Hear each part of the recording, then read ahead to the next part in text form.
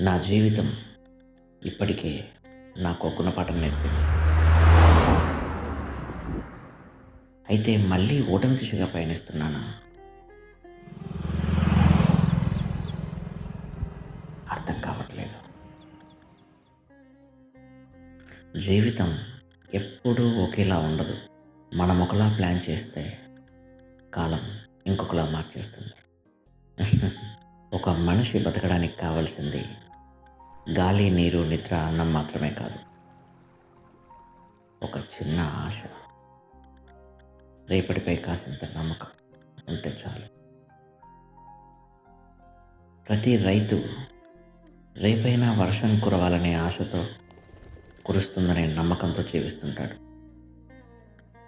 నువ్వు కూడా నీకున్న నీ చిన్ని జీవితంలో ఆ చిన్ని ఆశని, నమ్మకాన్ని కోల్పోవద్దు.